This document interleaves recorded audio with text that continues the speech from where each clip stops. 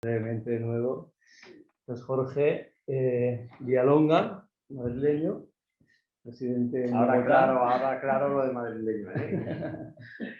Bueno, pasó mucho tiempo en Barcelona, que fue cuando yo lo conocí. Ahora claro ese tema del madrileño. Y como anécdotas, la primera vez que conocí a Claudio fue a través de Jorge, que es una anécdota que ya os contaré en otro momento, que he hecho cuento en mi libro. Y bueno, se formó en Gestalt, fue colaborador de Claudio Naranjo muchos años, viajó con él por muchos SATs, entonces también es experto en Enneagrama. Y la otra anécdota sin curiosidad es que él era el director de la Escuela de Teatro Terapéutico de Barcelona, que es donde nos juntábamos en Bruniquer hasta los primeros meses. Su escuela, tenía la escuela allí, como fue Bogotá, pues ya la empezó a alquilar.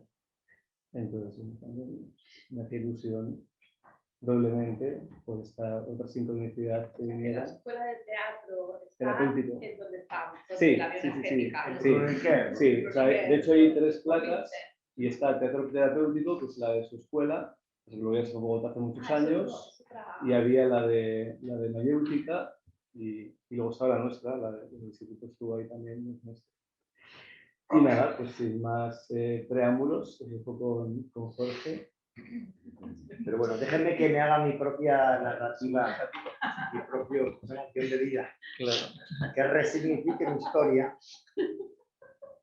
Sí, bueno, entonces eso por un lado, por otro lado, pues como dice Iker, sí, soy discípulo de Claudio Naranjo, formado en terapia Gestalt, sí, en Madrid, en la Escuela Madrileña de Terapia Gestalt, con Paco Peñarrubia, Francisco Peñarrubia, no le conocerán, pero es uno de los, como decimos en Colombia, de los duros de la Gestalt, así, digamos, de los pioneros de la Gestalt, también pues con Albert Rams y con gente aquí también de Cataluña, Cristina Nadal, etc. Me encanta la Gestalt, yo empecé muy jovencito, como, me voy a poner las gafas, tú, es un abuelo. Estas gafas eran de mi padre, Ray-Ban de mi viejo, pero que las he puesto yo en cristal para ver. Y son tranchitos, que cuando te da el sol se te ponen así oscuras. Entonces empecé muy jovencito. Como tú, ¿verdad? Tú eres como ¿vale? Porque con en esto de la psicoterapia. ¿Ya estamos grabando ahora mismo? Sí, ya estamos grabando. Bueno, luego te avisaré cuando empieces con los negativos. Sí, porque la media hora que no veas. Te aviso para que vayas haciendo 3 cada media. Soy eneatipo que los que se enrollan. Ya verán cuál es. Entonces, bueno, me encanta hablar, me encanta mi trabajo porque me pagan por hablar y por hacer cosas que normalmente yo hago por hacer y ahora pues me pagan normalmente por hacerlo. Entonces, es una herramienta, ¿vale? Que al ser una herramienta, tú la puedes usar bien o mal, aunque es un poco simplista decir mal. O sea, que puedes utilizar un martillo para poner un cuadro, ¿verdad? Que a veces nos ha pasado que decís, hostia, qué bonito este sitio, aquí le pondría yo aquí un símbolo, solo necesito que tiene un martillo. Pero no tengo el puto martillo, ¿sí? Pero a veces puedes usar un martillo mal usado y entonces puedes que te das en el dedo. No es culpa del martillo, es culpa tuya que estás dándote a ti el dedo, pues utilizar el martillo para darle a alguien en la cabeza o para darte a ti. O sea que es una herramienta, ¿vale? Importante. Creería yo que como todo lo que están ustedes aprendiendo en esta formación, son herramientas que luego ya ustedes verán cómo las usan. Eso es importante, ¿no? Diferenciar entre la herramienta y el humano o la humana que usa la herramienta, ¿vale? Entonces, esto es una herramienta de autoconocimiento que normalmente ha sido una herramienta que ha sido, ¿cómo se llama esto? Digamos, creo que es como la diferencia entre esotérica y como algo que ha sido oculto a la población general, precisamente porque es algo que es como que tiene mucho poder, ¿no? Como la canción, ella tiene poder, Barcelona es poderosa y todo eso. Y que en el último siglo se democratizó, podemos decir que se democratizó y se comercializó, ¿vale? Entonces, sin entrar mucho en la historia del enneagrama, que ya la pasará ahí, que yo les recomiendo un libro, que es el de Claudio Naranjo, que ahí me imagino que lo tienes tú, igual yo lo tengo en PDF, que se llama el enneagrama de la sociedad, los males del mundo, males del alma. Males del alma, males del mundo. Que es muy, muy chévere, así. Está muy macu, porque te explica un poco no solo el tema del enneagrama a nivel personal, sino también a nivel social. Como, digamos, los excesos de cada uno de nosotros, que aquí los vemos un poquito puestos aquí, a nivel social también tienen una implicación, ¿vale? Y más ahora que estamos en elecciones, ¿no? Que cuando los que votan mañana, tío, el domingo. El domingo. Entonces, bueno, básicamente podríamos decir que es un asunto el del enneagrama que es muy antiguo. Isabel. No pasa. Espera, voy a Aceptarla, Isabel. No es que se me ha sacado una. Sí. Hola. Entonces, bueno, básicamente comentarles que esto, desde su origen, ha sido un conocimiento que ha sido oculto y que solo se ha trabajado de forma, digamos, esotérica, en el sentido de que gente que estaba, digamos, con un contrato para trabajarse en sí mismo y que no se divulgaba, digamos, a la población general. Un poquito, pues también como forma de prevenir los malos usos que tiene, pues, el tema del martillo. ¿Sí me entienden? O si quieren, no sé, podemos utilizar otra metáfora. Como decía Einstein, ¿no? Que decía, hostia, yo he creado esta cosa de la energía nuclear, pero no sabía que era para meterle un bombazo a esto. Pues tiene mucho poder. Y el poder, ya saben que a los humanos nos encanta, ¿no?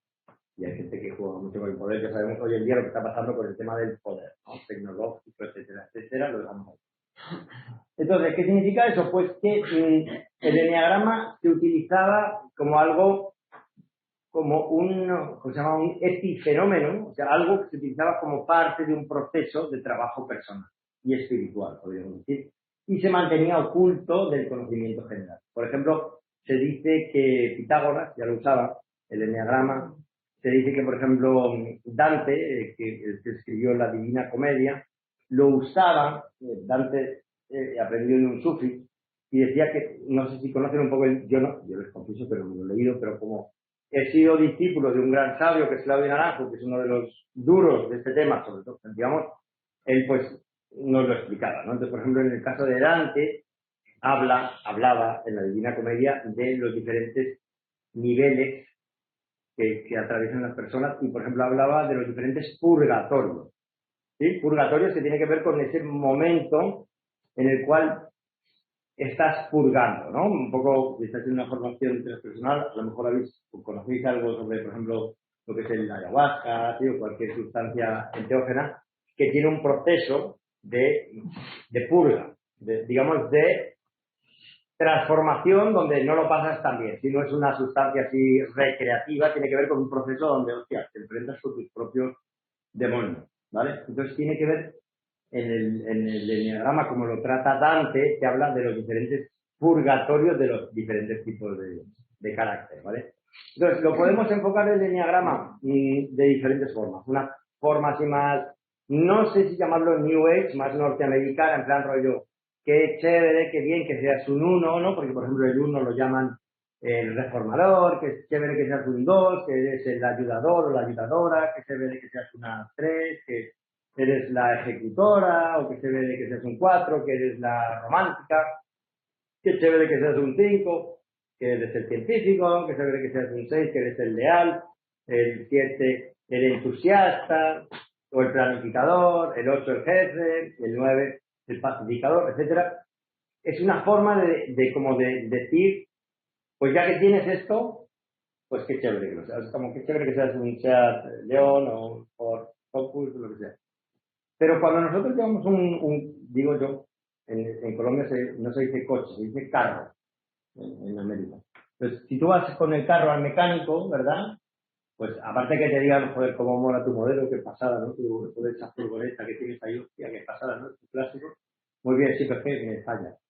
Tú quieres que el mecánico, aparte que te diga que qué bonito es esa furgoneta, te diga, mira, lo que te pasa al carro este tuyo es que pierde aceite, ¿sí? O que tienes un problema con la transmisión. Entonces, hay como varios enfoques de ver esto. En plan, decir que de puta madre que tengas este carro, este modelo, que el ego se pone contento y decir, pues sí, la verdad que lo compré bien, ¿verdad? Este carro. Y también está la otra parte que dice, bueno, sí, pero yo te voy a pagar 500 euros ¿para qué? Para que me la arregles, ¿no? Y para que me la arregle me tiene que decir esto no funciona. Entonces, hay como diferentes formas de relacionarse con el eneagrama, ¿vale? Entonces, una es la parte más egoica, podríamos decir, más superficial, que es como, ¡ay, qué bien, eres una ayudadora! Eso significa que te gusta ayudar a los demás. ¡Qué bien!, ¿no? Ya mañana vais a trabajar con Iker un poco el tema de los mecanismos neuróticos, ¿no? La introyección, la confluencia, la retroflexión, que son palabras raras, que ya las aprenderá mañana. Digamos que el enfoque puede llegar a ser o muy superficial, o muy, si quieren, muy... que son muy jóvenes, sobre todo. ¿Sabes lo que hace cuando te muerde las uñas ahí o no? ¿Qué hace? Me da la señal. Muy bien, ¿de acuerdo? Digamos que cuando veáis mañana lo que es la retroflexión, ¿no? Que tiene que ver con hacerme a mí lo que me gustaría hacerle al entorno, ¿no? Entonces, bueno, lo dejamos ahí. En cualquier caso, podríamos decir que está el enfoque más superficial, en plan, qué bueno, qué buen jersey que llevas. Y luego está el enfoque un poquito más punitivo, más en plan, es un pecado, ¿vale? Es una patología, es algo que tienes, que no eres tú no eres eso, tú no eres la furgoneta, ¿sí? La Volkswagen, no eres eso, tú eres el que conduce la furgoneta.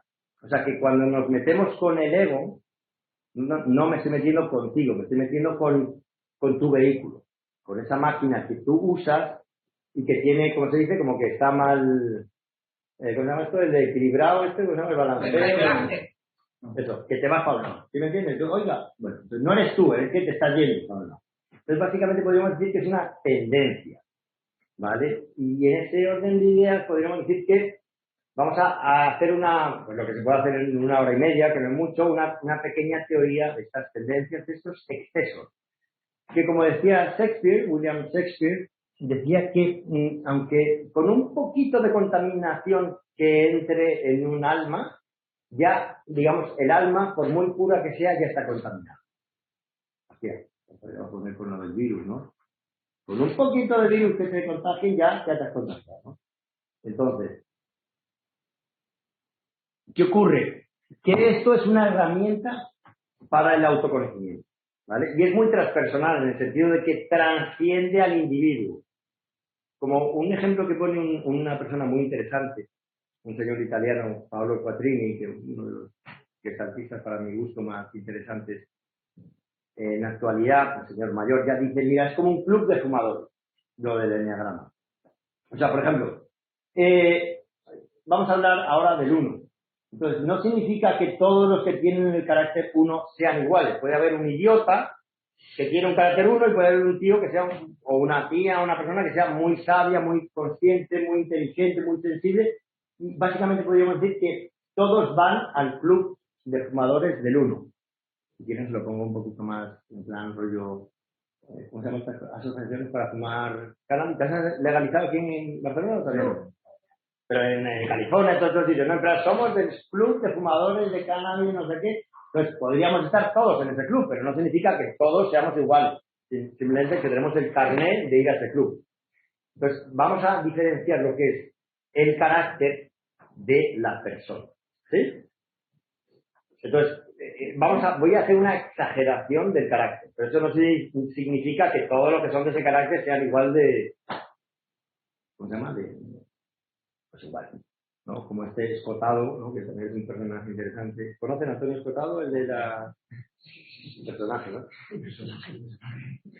Que hay una cosa que dice el Escotado que me parece interesante a esto que estoy hablando, que es como decir, no, la gente dice que la heroína es mala porque te deja idiota. Dice, no, perdón. Se muere de idiotez y no de sobredosis, ¿no? Algo así, es decir, no, yo he tomado, ¿sí me entiendes? Yo he tomado una sustancia y yo la uso para producir. Si un idiota la toma, se queda idiotizado, pero no porque la sustancia le idiotice, sino porque la persona es idiota, ¿sí? O sea, el tipo dice, yo estuve en la cárcel 1 año, cuando me metieron en la cárcel en Ibiza, y yo hice la enciclopedia de las drogas en ese año, que me habría costado hacerla 3 años, pero me puse a trabajar, como Nelson Mandela, que cuando estuve en la cárcel, ¿no? O sea, la situación no te determina a ti como individuo. Tú como ser humano, decides lo que haces en esa situación, en esa privación de libertad. Entonces, podríamos decir que esto tiene que ver con una cierta tendencia, una privación de la libertad. Ahora, que cada individuo pues hace cosas diferentes, ¿vale? Una vez aclarando eso, me parece muy importante aclararlo. A mí me gusta hablar del enneagrama en una formación como esta, porque no es que va a ser el típico taller de enneagrama y chao. Están en un proceso de trabajo personal. Por lo tanto, significa que van a tener oportunidad de seguir trabajándose ustedes mismos durante la formación. ¿Sí? Bien, eso es un poquito como el encuadre general. Entonces, está ese elemento que he dicho, el más superficial, ¿no? Norteamericano, de que, ay, qué bueno que seas un 1, una reformadora o un 2. Está el elemento más como punitivo, más de la tradición antigua, de que eres un 1 y Dios mío, estás condenado porque tienes esta cosa y joder, madre mía, el ego es el enemigo, hay que acabar con él. Por ejemplo, el enfoque que tiene Paolo Quattrini, que me gusta mucho, dice, es una tendencia. Por lo tanto, cuando tú eres consciente de que tienes esta tendencia, con pequeños cambios que hagas, puedes mejorar bastante tu calidad de vida, sin necesidad de cambiar tu tendencia natural. O sea, puedes seguir yendo a ese club de fumadores, ¿sí? Sin embargo, un pequeño cambio te puede ayudar mucho a ti y obviamente pues, a tu entorno, ¿no? ¿Vale? O sea, que me gusta hacer como ese, ¿cómo se dice? Antítesis. Eso. Gracias. Entonces empecemos con cuál empezamos, con el carácter, vamos a empezar con, a ver, aquí están 1, 2 y 3, no sé qué, ¿se han fijado que esto tiene que ver con los 7 pecados capitales de la Iglesia Católica? ¿No? Ustedes son tan jóvenes que esto ni lo han sufrido, ¿verdad? Pero básicamente son los 7 pecados capitales que aquí están junto con, digamos, el del miedo. Es simpático, ¿no? Que no esté el miedo. Los católicos quitaron el miedo porque no conviene que el miedo sea un pecado. Está claro. Díganselo ahora, ¿no? A los que nos ponen un cartel de no salgas de, no, plan rollo, solo se puede romper el toque de queda por motivos justificados. Y yo digo, hostia, pues estoy llegando a casa de Iker, hostia, ¿no es un motivo justificado ese? Sí, es un motivo, claro. El miedo, desde el punto de vista del control social, no conviene que sea un pecado. ¿Se entiende? ¿Cuál es la diferencia entre pecado y patología? Pecado tiene que ver más con, digamos, con lo religioso, espiritual. ¿Qué significa pecado? Que la responsabilidad, el locus de la responsabilidad recae en el individuo. Eres un pecador. O sea, ¿qué significa eso? Que tú eres responsable, y si van a ver Gestalt en este fin de semana, en Gestalt es muy importante lo que es la responsabilidad. Diferente de patología. ¿Sí me entiendes? O sea, rollo, no es que yo robé porque es que tengo una patología y necesito heroína, diferente a, sí, compañero, lo que tú quieras, pero te hemos pillado aquí con las manos en la masa y esa es tu responsabilidad. Le has robado el móvil aquí al colega. Tú eres el que tiene el móvil, es tu responsabilidad. ¿Se entiende eso? Patología es algo como que a mí me sucede. Pecado es algo que yo hago. Cualquier pregunta que quieran hacer o decir no estoy de acuerdo, lo que sea, porque esto pretendo yo que sea un coloquio, ¿no? ¿Se entiende la diferencia entre pecado y patología? ¿Más o menos? Entonces, bueno, estamos trabajando un poquillo con eso, con excesos, ¿vale? O sea, digamos que todos tenemos un poquito de todo. El asunto del enneagrama es que es un exceso. Si vemos desde el punto de vista, por decir algo transpersonal, que cada individuo tenemos diferentes potencialidades o diferentes personajes. Por ejemplo, este círculo que estamos haciendo aquí lo podríamos tomar como una metáfora de lo que es la psique humana, el alma humana. O sea, tenemos la parte sí, la parte jefe, la parte niño, sí, la parte femenina, el arquetipo, etcétera. Somos un conjunto. Sin embargo, tendemos hacia una cierta tiranía. Hay una parte de nosotros que dice, yo mando. Y cuando hay un conflicto dicen, no, es que yo mando. Pero es que no, que te calles, que yo mando. ¿No les pasa eso en su psique, que hay una parte suya que dice, ¿qué hacemos? Esto. ¿Y por qué? Porque lo digo yo. ¿Por qué? Porque soy Jorge y esto lo aprendí de mi padre y tal. Esto es lo que yo hago, ¿sí? Tendemos hacia la tiranía cuando no nos trabajamos. Por eso un grupo terapéutico podríamos decir que es una forma de democracia. Porque no solo nos escuchamos a los diferentes miembros, sino que también aprendemos a escuchar a las diferentes partes que nos compone. Transpersonalmente hablando, aunque aparentemente sea un individuo con un nombre, etcétera, que firma de señas, no sé qué, soy una multiplicidad. Y lo que pretendemos es darle espacio a esa multiplicidad. En ese orden de ideas, el enneagrama es como un estudio de la máquina, de la tiranía que tenemos. ¿Vale? Entonces, vamos a empezar con el 1, porque aparece aquí. ¿Qué es el 1? Vamos a hacer lo siguiente. Miren, yo no sé cómo. A ver, básicamente vende el 8, el 1 y el 9. Los que están arriba.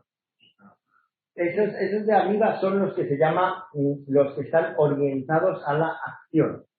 Son gente, esto podríamos hacer un juego aquí, por ejemplo, decir, en una situación de crisis, por ejemplo, si ustedes ven un accidente en la calle, pero vamos a ver un poquito más contextualizado. Si ven aquí unos mozos de escuadra que están ahí parando a un colega y están empapelando, ¿qué sería lo primero que harían? Sí, lo tienen ahí con le han puesto ahí el pie encima del cuello al colega. A no negociar. Negociar. A negociar. Por ejemplo, ¿qué sería lo primero que le surgiría? Preguntarle qué ha pasado. Yo me enfadaría mucho. Preguntarle qué le ha pasado, negociar, ¿no? Yo me enfadaría. Te Pero si enfadaría. le están aplastando con los pies y tal, pues me enfado un poco. Te enfadas. ¿Y qué harías? Pues diría, déjale. Expresarías, ¿no? Expresarías. Sí. Te acercarías a expresar, ¿no? Sí, pero a la vez Negociar. tendría un poco de miedo, que me lo hicieran a mí también. Claro, normal, sí. Y no estaría mal. Lo diría de lejos. Bueno, este ejemplo se lo pongo un poquito. Normalmente solemos hacer eso como si fuera un accidente. Si ves un accidente, ¿qué sería lo primero que haces?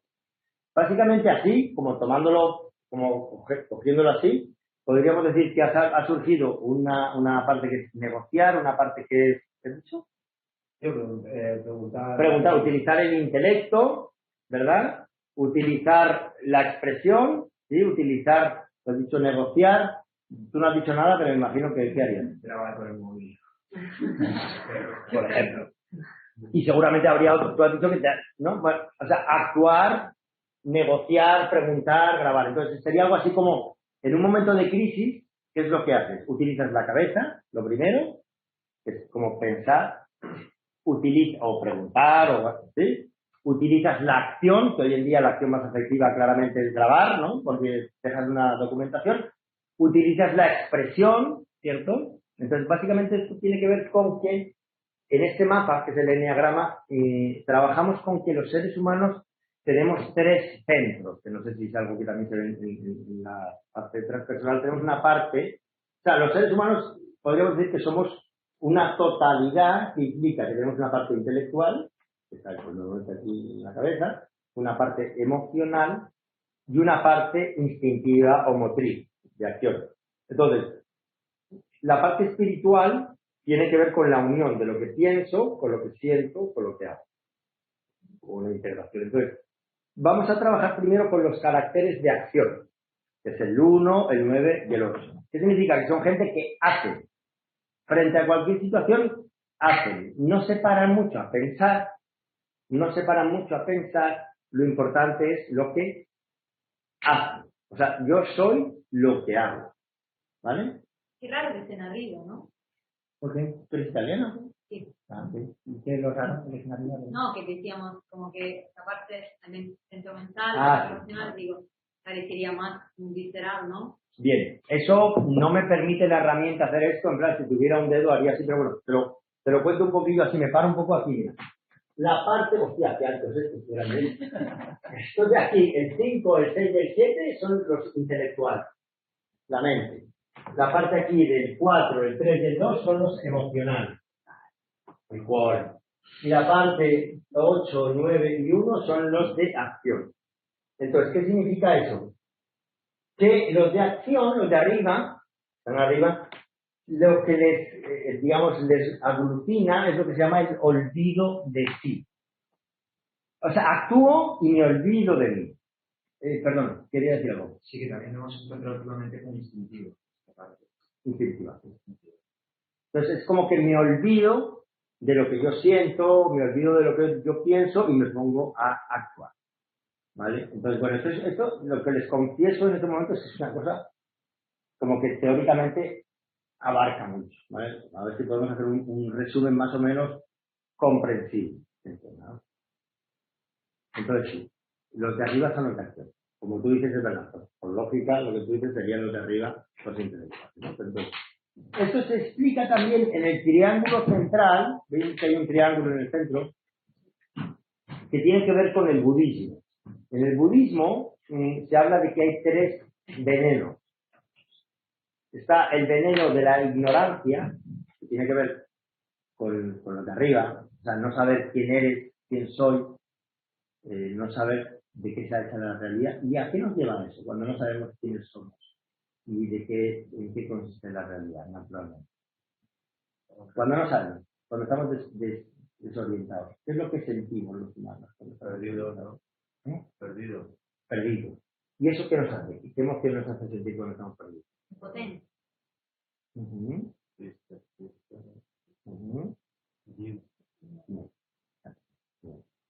Entonces, esto se habla de los 3 venenos. El veneno de la ignorancia en el budismo nos lleva al veneno de la aversión o miedo, aversión. ¿Sí me entiendes? Que es como, se han dado cuenta hoy en día, dicen que con la gente como está con tanto miedo, normalmente le sale mala hostia, ¿no? Hacia los demás, ¿no? Porque es como, hostia, te va a faltar el puto tapabocas y tal, pero lo hace porque tiene miedo, ¿sí me entiendes? Es como, te me vas a contagiar. Entonces casi que te acercan a ti para decirte que no les contagies. Como, no te preocupes. Entonces, de la ignorancia surge el miedo, naturalmente, ¿no? Y en el budismo se dice como que la ignorancia es el fenómeno central que nos ocurre a los humanos y de ahí hay como 2 polaridades, que es el miedo o aversión y el deseo. Es como, tengo miedo de estas personas, estas situaciones, y como polaridad deseo estas situaciones y las otras personas. Quiero ser rico, quiero vivir en Ibiza, quiero tal, y no quiero contagiarme de tal, no quiero tal, ¿no? ¿Vale? Como una polaridad. Entonces, bueno, esto para decirles que eso tiene que ver con el budismo. La genialidad de Naranjo, es que como que hizo una síntesis de esta parte del budismo con lo que es el enneagrama. Entonces, en el enneagrama, en la parte de arriba, está lo que se llama el olvido de sí, o ignorancia. Entonces, ¿qué pasa? Que los 3 caracteres que están arriba, que son, ¿de qué tipo, cómo son los de arriba? Acción. De acción. Significan qué hacen. Como decía este monedero, el de Podemos, que había un momento que me parecía, me gustaba, ya no sé si lo puedo. Decía, mi abuela me decía que cuando un tonto coge un camino, el camino se acaba y el tonto sigue caminando. ¿No entiendes? Es como un ejemplo de ignorancia. Es como que no me conozco, no sé cómo es la puta realidad y sigo. ¿No entiendes? Esto es ignorancia. Entonces, hay diferentes tipos de ignorancia. Y de olvido de sí. Fíjense, quédense con esto. Olvido de sí. ¿Olvido de qué? Podríamos hablar. Del niño interior. Que es un concepto, no sé si lo han tratado aquí, el tema del niño interior. Es muy interesante, me gusta mucho este autor que se llama Hillman, ¿no? El discípulo de Jung, que lo trata de una forma muy buena. Entonces, ¿Dónde lo trata?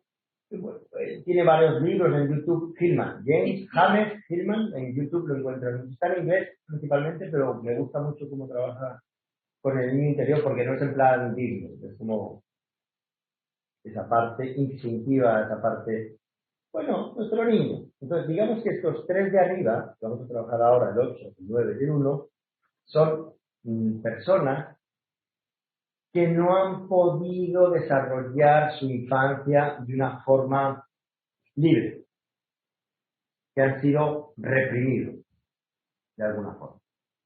Todos hemos sido reprimidos, ¿no? La educación es represiva, la cultura es represiva, etc. Sin embargo, el 1, que es el que vamos a hablar ahora, cuyo pecado, entendido pecado, mira, me gusta mucho la definición de pecado, eso también os lo voy a comentar un poquito.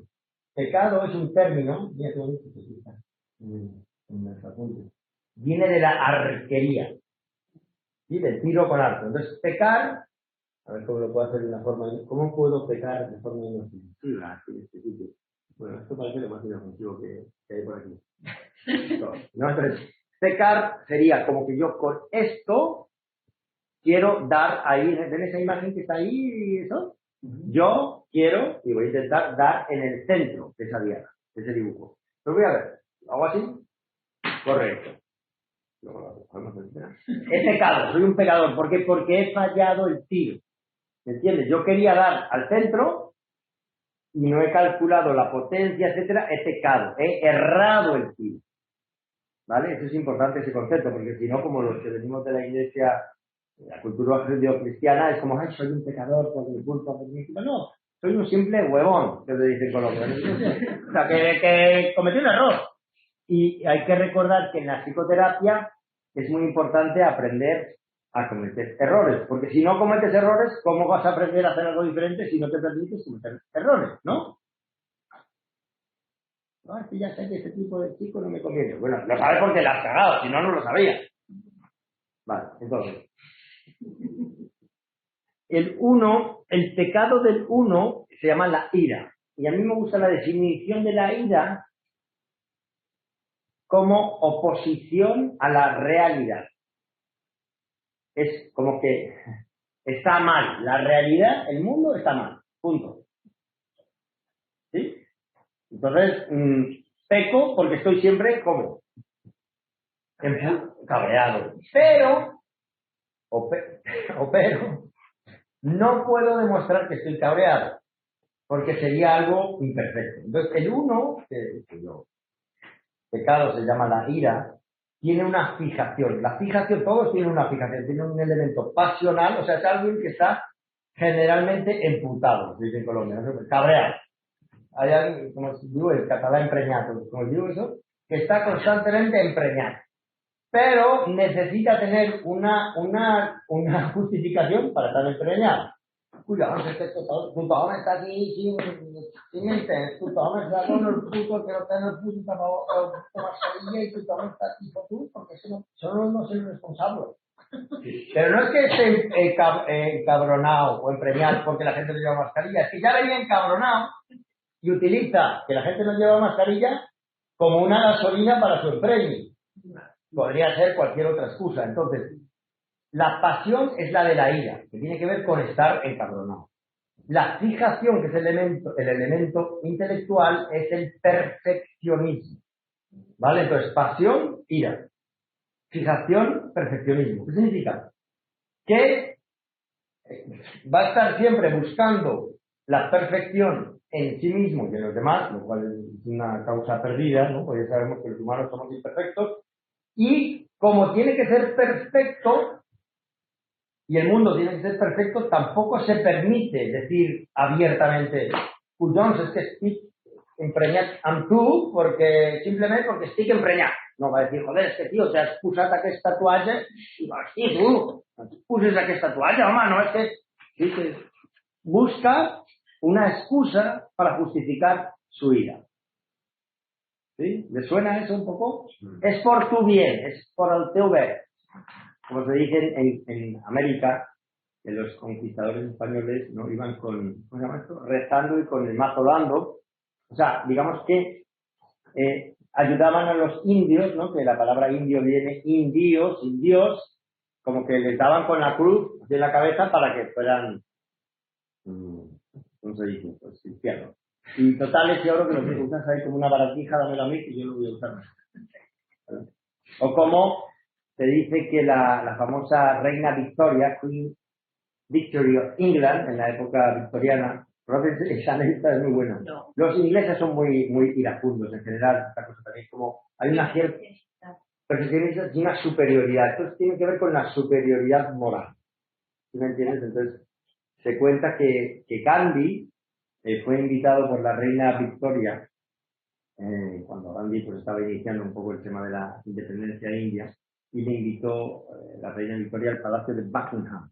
Y entonces cuando le invitó al palacio, me parece muy simpática, le dijo la reina Victoria, ¿no? En el palacio de Buckingham, con el té, obviamente, hay que invitar un té, ¿no? Le dijo a Gandhi, so, Mr. Gandhi, what do you think about civilization? ¿No? ¿Qué opina usted de la civilización, no? Y el Gandhi, ¿sabes lo que dijo? Le dijo, me parece una idea genial. Pero la otra ya sabe desde su superioridad moral, bienvenida a la civilización, y el otro dice, sería genial, pero no existe. ¿Sí me entiendes? Tú no eres civilizada. Entonces, es esta cosa de la superioridad moral desde que yo soy perfecto, y si te critico a ti, no es porque esté emputado o encabronado y aprovecho para criticarte. Oye, cámbiate el corte de pelo, o sea, no. Es por tu bien. ¿No le suena eso? Es típico de los papás, ¿no? ¿Suena? Papás. Entonces, ese sería un poco como un pequeño resumen del uno. La superioridad moral. El moralismo. Es diferente, el moralismo es diferente de la ética. Es diferente. Yo soy superior a ti. Un poco, vamos a contextualizarlo, como los gobernantes hoy en día que nos dicen, quédate en casa por tu propio bien. ¿Me entiendes? En vez de decir, hijos de puta, quédate en casa, coño. Sino es por tu propio bien, que a partir de las 10 contagios, ¿no? Bueno, ¿vale? Pues un pequeño cosa del uno, ¿vale? ¿Qué tal? ¿Está basado en la sociedad occidental o...? Pues, claro, cuando has dicho indios, digo, uy, no debe ser nada... Buena pregunta esa, ¿eh? Muy buena pregunta para la cual no tengo respuesta, en el sentido de que esto teóricamente viene de los griegos y de antes. A ver, teóricamente esto se da en toda la sociedad, entre comillas, civilizada, ¿vale? Lo que pasa que, por ejemplo, un uno americano o uno hindú va a ser muy diferente de un uno catalán, ¿sí? Porque también, como decía Montesquieu, pues claro, el clima, la sociedad condiciona mucho, entonces es interesante también saberlo, ¿no? Pero estos caracteres en Colombia, donde yo vivo, pues son diferentes, ¿sí? Porque hay otra cultura, sí, lo mismo que un andaluz. Podemos hablar aquí, ¿sí? Un andaluz, hijo mío, aunque sea Bruno, te va a echar un chiste, si me entiendes, ay niño, cámbiate esto porque qué tal, no sé qué, pero te lo va a decir de una forma graciosa. Pero igual te está diciendo que eso no va. Entonces, bueno, no sé si respondo a tu pregunta. En la cultura india, de la India, pues claro, están las castas, ¿no? Entonces, podríamos decir que estos son no los brahmanes, no los que están ahí meditando, sino los que están ahí, no sé si son los surias, no sé, los que están, los aristócratas. Eso tiene que ver, Aristóteles era un uno, por ejemplo, ¿no? Como la superioridad, ¿no? La aristocracia, el gobierno de los nobles. ¿Sí? No, mira, para 60 minutos. Julián, doncs, venga, que yo parlo molt. Venga, 7 doncs... minutos, sería de uno. Tienes 7 minutos para 8. El 8, esto es un poco ordenado y desordenado, porque estamos con los de acción, ¿vale? O sea, lo importante es que estos tíos de arriba son de acción. El 1 actúa para reformar, o sea, está todo el día haciendo cosas para mejorar el mundo, con la consiguiente frustración de que nunca puede mejorar el mundo, porque no ve la perfección que existe en el mundo. ¿Sí? Porque podríamos decirlo que es un niño o una niña a la cual no le han dejado ser niño o niña. Le han cortado su parte infantil, su parte irresponsable, su parte rebelde, su parte marrano. Es lo que se llama, desde el punto de vista de Freud, lo que se llama el carácter anal retentivo. ¿Sí? Este que ha tenido que aprender a apretar los esfínteres y le han dicho que tiene que ir muy bien limpito y no se puede manchar el culo. Pero claro, cuando eres un niño, si no te puede manchar el culo, tú me dirás qué tipo de niño eres. ¿Verdad? Pobres niños ahora con el puto tapabocas este, ¿no? ¡Ay, no te manches! ¡Ay, no toques! O sea, esto es una fábrica de humo. Ya veremos de qué más es la fábrica, porque estamos en un momento que van a tener mucho trabajo la gente que se dedica a la terapia. Entonces, el 8. El 8 es pura acción. Es alguien que ha sido, digamos, frustrado o castrado en su parte niño, pero no desde el punto de vista de niño, pórtate bien, sé bueno, sé educado, sino niño, te voy a dar una hostia, como sigas siendo un mariquita infantil, tú ahora vas a ser un hombre. O sea, básicamente lo que se llama la víctima que se convierte en perpetrador. Hay una película de Jodorowsky que se llama El Topo, que hay una escena donde llega el padre, le coge al niño que tiene un peluche, en el mitad del desierto, ¿no? El padre así que va todo, que por cierto, Jodorowsky tiene una película donde trata el tema del enneagrama, y llega con el niño, le hace que cabe un hueco en mitad del desierto, coge el peluche, le dice, ahora entierra el peluche. Y le dice, ahora tú ya eres un hombre, ya no eres un niño. O sea, se acabó. Es Jodorowsky y su propio hijo. Exactamente.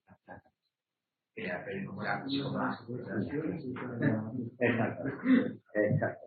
Entonces, el 8 es el más rebelde de todos los caracteres, es como lo que se dice en América, con dinero y sin dinero hago siempre lo que quiero y mi palabra es la ley. Es un poco el que tiene una tendencia antisocial. La diferencia del 8 y del 1 es que el 1 es hipersocial, lo hace siguiendo las normas, por tu propio bien. ¿Vale? Aunque te meta en la cárcel o lo que sea, pero es por tu propio bien. Soy el juez. No sé si va a empezar al toro, es por tu bien. ¿Sí? El 8 dice, todos estos hijos de puta son unos hipócritas de mierda, y yo tengo los huevos suficientes, puede ser una mujer también, tengo los ovarios suficientes para hacer lo que me sale del coño. Y lo pongo así por encima. ¡Pam! O sea, es como un animal. Y dice, estos están aburguesados, ¿me entiendes? Es un poco también, en el Islam se dice que Mahoma, el profeta Muhammad, era un 8. ¿No? Entonces, lo que dice, ¿no? Lo sabe un poco Mahoma, ¿no? El plan rollo, vamos aquí a cargarnos a los enemigos y luego seremos, ¿no? Podremos ir al paraíso islámico y tendremos muchas vírgenes y estaremos... O sea, es como la exaltación, la sacralización de la violencia. Sexo, drogas y rock and roll. En el caso de Mahoma es una cosa más la guerra santa, ¿no? Pero entonces el carácter 8, recuerden que estoy exagerando, ¿eh? Mi mejor amigo en Colombia es un 8, el vasco, por cierto, y que es un tío de puta madre, y que es súper, o sea, mi mejor amigo, o sea, el tipo, y no es violento. Pero porque también ha tenido mucho trabajo personal. No significa que no fue violento en su momento, y no significa que no sea fuerte. Es un carácter que es fuerte. Físicamente lo notas. Es un tipo fuerte.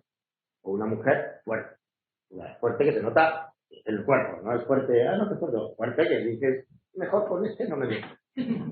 ¿Sí? Puede ser, no hace falta que sea enorme, pero se le ve que es fuerte. Sabe defenderse. Sabe atacar. Sabe usar el cuerpo y la violencia, si es necesario. Entonces, ¿cuál es el asunto del 8? Que reprimió su niño interior, reprimió su ternura, reprimió su vulnerabilidad. ¿Sí? Los hombres no lloran. ¿Sí? El mundo es de los fuertes. Entonces los débiles son simplemente, ¿cómo se llama? Pasto, comida. Entonces el 8, digamos, cuando entra en un sitio, llega a un sitio, le importa un culo que seas el doctor en no sé cuántos, te mira como tú, a ver, ¿quién coño es? ¿Sí? Me importa un culo que seas catedrático, no sé qué, a ver, ¿tú quién cojones eres? A ver, ¿quién tiene el poder aquí? ¿Tú lo tienes? Ok, bueno, vamos a ver, mientras no te metas conmigo, yo me meto contigo. ¿Sí? Entonces, es esta cosa más instintiva, más animal, de acción. ¿Sí?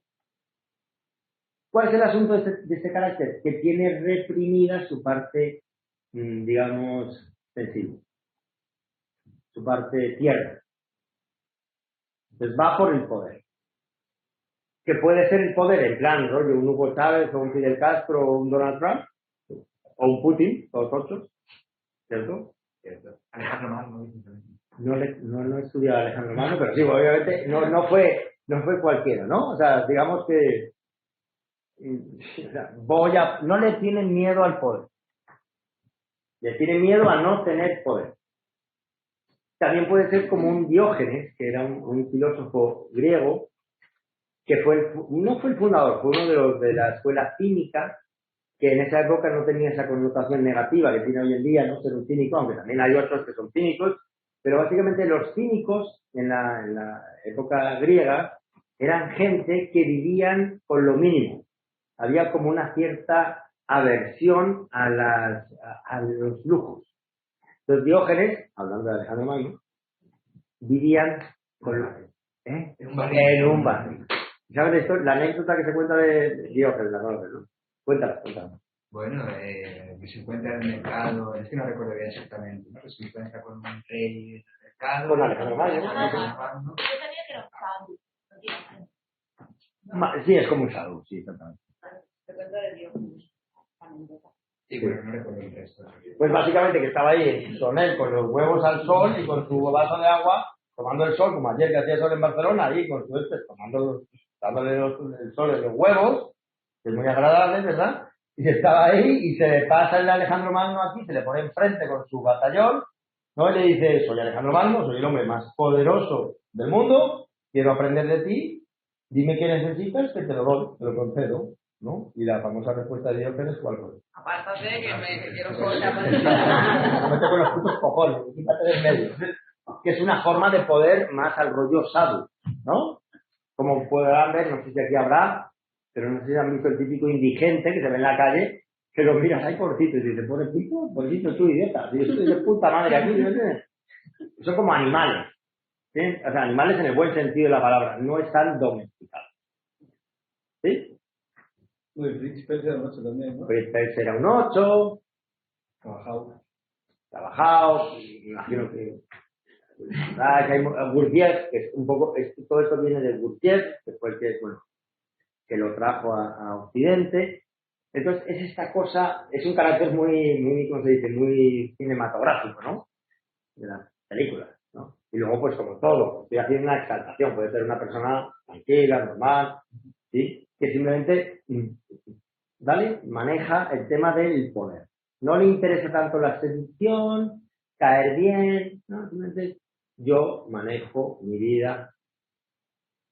Y la fijación de este carácter, como vemos, cada carácter tiene una pasión, en este caso se llama la lujuria, que la lujuria sería una pasión por la intensidad. ¿Me entiendes? Es como, necesito intensidad, pero no intensidad emocional, que también, intensidad física. ¿Sí? Si tomo, no voy a tomar una cerveza, voy a tomar mucho alcohol. Si voy, sí, ¿me entiendes? Me gusta la velocidad, me gusta la intensidad. Podríamos decir que buscan esa intensidad porque como su parte niño ha sido reprimida, necesitan, como los mexicanos, necesitan echar mucho picante para que les sepa algo la comida, porque si no, no les sabe nada. Entonces, la venganza del 8, podríamos decir que tiene que ver con decir, me jodieron cuando era niño o niña, ahora no me jode nadie, ahora el que jode soy yo.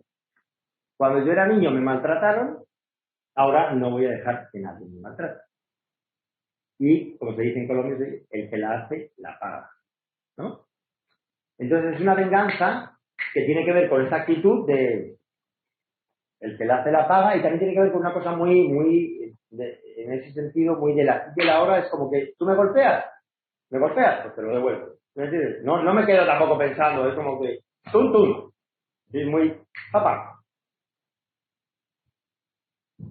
Muy rollo Ocupa, finge, lo que quiera. ¿Cómo se llama esto? Están ahí. Sí, un 8 que flipa.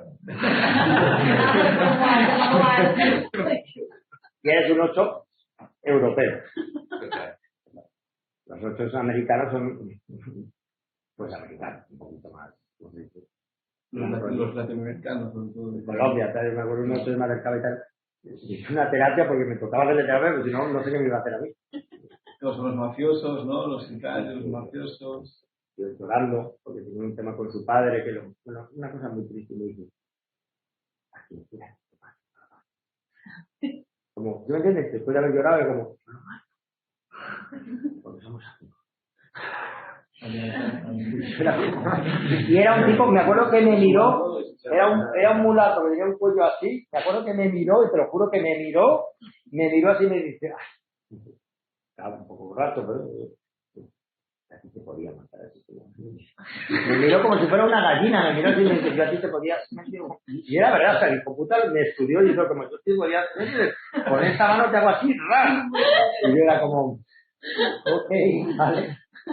Y me acuerdo que luego lo llevé en moto, estaba borracho, lo llevé por el pueblo y luego se me acercaba gente y me dice, ¿qué hace usted? Gracias. Cogía piedras así de este tamaño, las cogía así. Bueno, en fin, es una cosa un poco, ¿cómo se dice? Cinematográfica, ¿no? Pero igual, pues como digo, mi querido amigo Jer, Asco, 8, tranquilo, relajado. Él dice, yo no necesito hacer nada, solo necesito saber cómo puedo derrotar.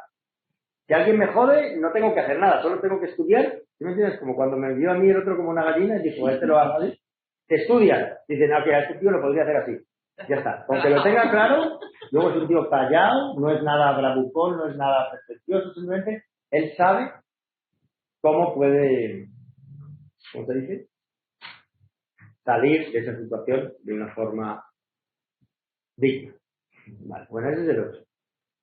Que lo podemos idealizar. En cualquier caso, es una persona que tiene su parte niño, sensible, anulada. ¿Vale? Y el trabajo terapéutico consiguiente tendría que ver con trabajar con su parte sensible. Sin maricar, o sea, sin tontería. Porque eso sí, tienen un olfato para ver cualquier tipo de hipocresía, cualquier tipo de estupidez, y no van a confiar en ti, a no ser que tú te demuestres que estás ahí. Y que eres un huevón, como es, o sea, que eres un idiota que está ahí ayudándole en lo que puede. Es muy de tierra, muy aterrizado. El 9 es un carácter que es un poco raro en ese sentido, porque es de acción, no tiene nada que ver con el 8, en el sentido de que si el 8 no tiene problema con el conflicto, hasta podríamos decir que le gusta, como que, ¿no? Como la canción esa de Extremoduro, ¿no? Que dice, me noto el poderío debajo del sobaco, ¿no? Vivo la vida saco y me noto el poderío debajo del sobaco. El 9, el olvido de sí del 9 es un olvido, es algo así como que podríamos decir que el carácter 9 en algún momento de su vida ha vivenciado que ser protagonista es algo peligroso y humillante. Entonces, lo que elige es no ser importante. Se olvida de sí. Es como el que se hace el tonto. Es como Sancho Panza. No es que sea tonto, se hace tonto. Es como la avestruz que coge la cabeza y la mete debajo de la tierra. Entonces, el carácter 9,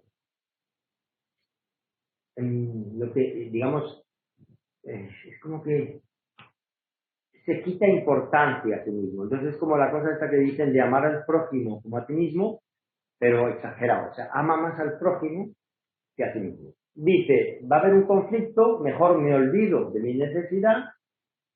Sería un poco, desde el punto de vista transpersonal, no le conviene ser muy transpersonal. Porque se olvida de su necesidad y se identifica demasiado con el otro, ¿no? Entonces, eso significa que la fijación, el elemento intelectual que acompaña a la indolencia se traduce también como pereza. Pero no es una pereza de hacer, no es un tipo que esté ahí quieto.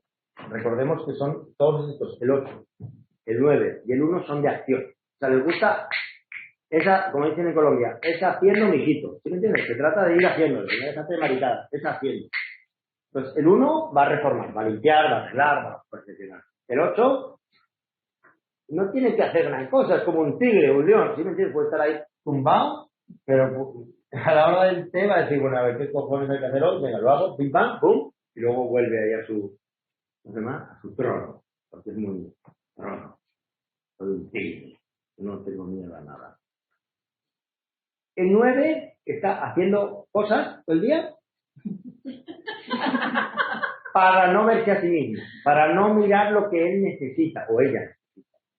Es como una cierta aversión, miedo, pereza de mirarse. ¿Qué es lo que yo quiero? ¿Qué es lo que yo necesito? Entonces, por eso digo que lo transpersonal, lo New Age, todo eso es peligroso, porque puede usar cualquier tipo de mapa para dejar de verse a sí mismo, para dejar de ocuparse de lo que necesita hacer, de lo que necesita. O sea, básicamente podríamos decir que el 9 tiene prohibido el egoísmo. ¿Sí? El egoísmo es pecado, al 9. Entonces, ¿cuál es la fijación? Se llama, ¿cómo se llama la fijación del carácter 9? es como que se adapta sobre adaptación. ¿Qué significa eso? Como hemos visto en el vídeo, ¿se acuerdan? Es que hay que quedarse en casa así. Pero si te quedas en casa, bueno, pues también tienes razón, ¿no? Pues sí, no sé qué, no sé qué. Entonces, el hijo, mi hermano mayor es un 9, por ejemplo. Entonces, es como que el que no ha tenido un lugar central en la familia, o si lo ha tenido, ha sido humillado. De forma que dice, mejor me quedo en la periferia, porque si me pongo ahí en el centro y soy protagonista, me caen. ¿Sí me entiendes? Entonces mejor me olvido. Me pospongo, me sobreadapto, me procrastino. Dejo para mañana lo que puedo hacer hoy. ¿Vale? Salto panza, gente muy concreta. ¿Qué más cosas pueden pasar con el 9? Les gusta que todo se quede como está. Entonces son los que están esperando a que todo vuelva a la normalidad, ¿verdad? Que vuelva a la normalidad. Si me quedo en casa suficiente, todo va a volver a la normalidad. ¿Sí? Los que están felices, bueno, me van a dar un dinerillo y tal, ¿sí? No ves problema. Olvídate de ti mismo. Posponte. No eres importante. Son excelentes mediadores, porque como en un grupo, como no son egoístas, pues dice, qué majo es este, ¿no? Es lo que se llama el pagafalta, se dice, sujetabelas, o la amiga, estoy hablando más de masculino, pero pues sí, la típica amiga que invitarías con ese chico que te gusta, que no quieres que nadie te lo quite, pues te invitas a él. No va a haber ningún problema. Pero una pregunta, ¿por qué son de acción? Porque parece más de acciones. De acuerdo, es una acción periférica. O sea, están siempre haciendo cosas que no son importantes. Hacia afuera, exactamente. Es como si lo importante sería esa vela que está ahí, ¿no? Como Ganesha y la vela, como eso sería lo importante. Yo hago cosas para parecer que estoy haciendo algo. O sea, no pienso, tampoco siento, hago. Es como una distracción continua. La confluencia, que es un mecanismo de defensa que van a ver mañana, muy del 9, ¿no? Es como, ¿dónde va Vicente? ¿Dónde va la gente, no? Entonces, sigue la corriente. Vale, estas son pinceladas muy subjetivas, ¿vale? ¿Qué tal? ¿Cómo vamos hasta ahora? ¿Quién se identifica un poco? Tú decías que te veías como 8. Sí, tienes pinta, desde luego, de... Por lo menos la pinta... Sí, no es enneagrama y sí. Entonces eso, el trabajo... ¿Y algún famoso 9? ¿Qué puedes decir? Hostia, es raro porque el 9... Bueno, hay películas... Bien conocido. Hay películas... Los cocineros son 9, ¿no? ¿Los cocineros? Hostia. Son como de, ¿no?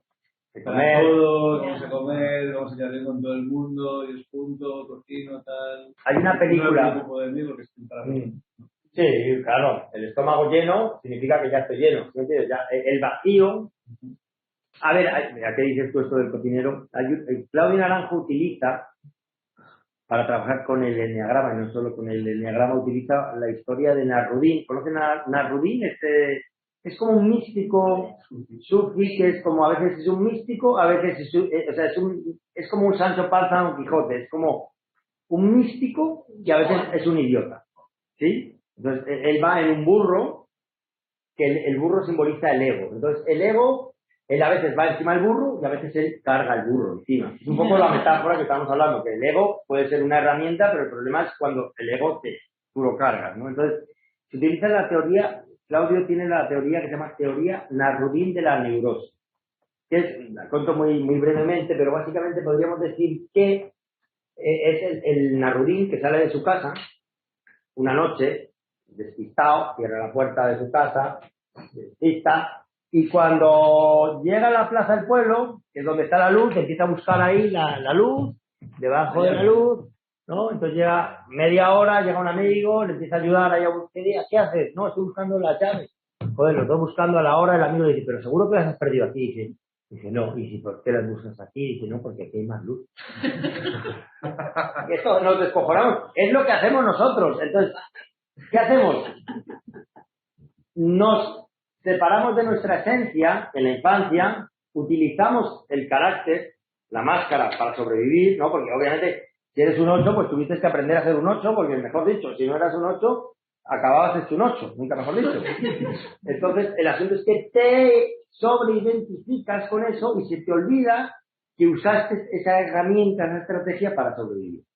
Pues, por ejemplo, el 9 aprendió a hacerse el tonto, ¿sí? Entre comillas, no es que sea tonto, se hace el tonto y aprendió a llenar ese vacío a través, por ejemplo, de la comida, de cosas concretas, ¿vale?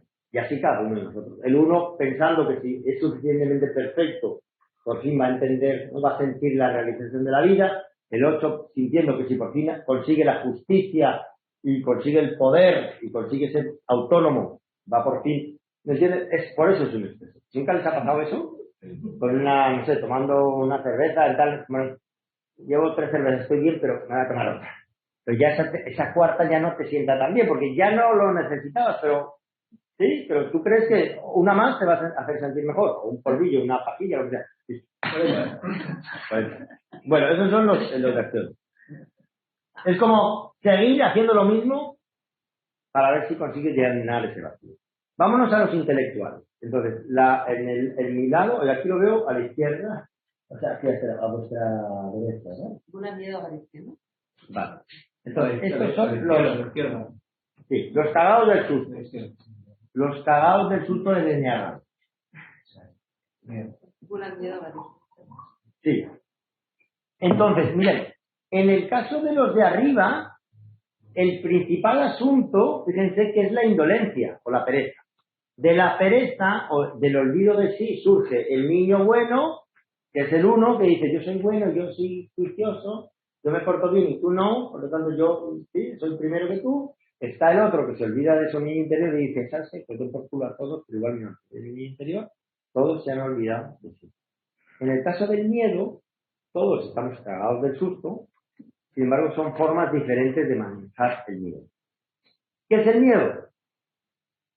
Podríamos decir que el miedo es un exceso de intelecto. En vez de estar en el presente, me voy al futuro a través del análisis de la situación. Por ejemplo, ¿qué me ha pasado a mí? Y que es un poco lo que hacen los medios de comunicación hoy en día. Hostia, estoy en Colombia, ¿no? Tengo que ir hasta Barcelona. ¿Cómo lo voy a hacer? Qué miedo, ¿no? Bueno, al final estoy aquí y no me ha pasado las cosas. No me han parado, no me pasa nada. Pero el miedo, he tenido que atravesarlo, el miedo. Entonces, ¿qué tiene que ver? Con que yo, cuando estaba en Colombia, estaba anticipando todo lo que me podía pasar, porque además veo mucho el fucking YouTube y todo eso. Sí, estoy metido en grupos de Telegram y digo, hostia, madre mía, estos hijos de puta, son unos psicópatas, los policías, todo el mundo está aquí dando golpes a la gente. Pues no. Hombre, obviamente, si salimos ahora, ¿no? Allá a las 12 de la noche, que igual hay que buscarlos, porque no están por todos lados, o sea, por los Mossos, pues hombre, algo pasará, pero si tú vas tranquilo, vamos, que no pasa nada, a mí no me pasa nada. ¿Sí me entiendes? Entonces, el miedo tiene que ver con una anticipación catastrófica de la situación. Entonces, hay 3 tipos de miedo. El miedo normal, o sea, el 6. La palabra, el pecado del 6, se dice que es la cobardía. Porque el miedo es una emoción, así como la tristeza, la alegría, la ira, ¿sí? El enfado, son emociones, como han visto la película esta de Intensamente, Inside Out.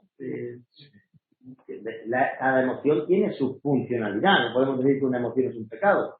¿Qué ocurre con el carácter miedoso o cobarde?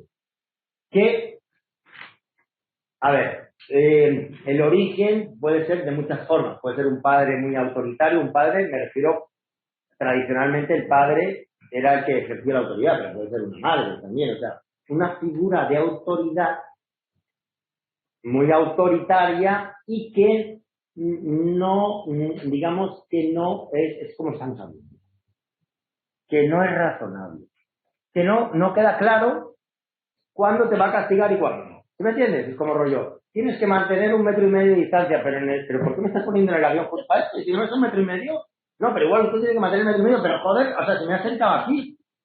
¿Qué le pasa? O sea, es una figura de autoridad que es imprevisible. De forma que te da mensajes, ¿cómo se dice? Contradictorios. De forma que tú sientes una ambivalencia, porque eres un niño, ¿no? O una niña, dependes de esa autoridad y no te da mensajes claros, ¿sí? No es que te diga, mira, niño, si te portas mal haciendo, yo qué sé, esto, vas a tener un castigo. Si te portas bien, vas a tener una recompensa. No. Según cómo amanezca el Señor, o según cómo venga, te va a castigar por algo que a lo mejor ayer te premiaba. De forma que generas una ansiedad, generas una desconfianza frente a la figura de autoridad y frente a ti mismo. Ya no te fías de ti mismo. Ya no sabes lo que es, digamos, seguro. ¿Vale? Entonces generas ansiedad. Y generas desconfianza. Y generas ambivalencia. Que me imagino que es un poco lo que pasa hoy en día. En plan rollo, no, es que la verdad que sería bueno que pusieran más medidas restrictivas, ¿no? Pero por otro lado, joder, me cago en la puta, ¿sí?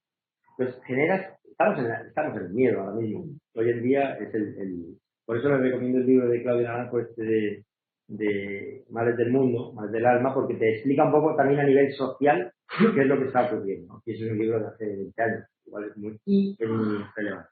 Entonces, ¿qué pasa con el carácter miedoso? Que desconfía de su propio instinto.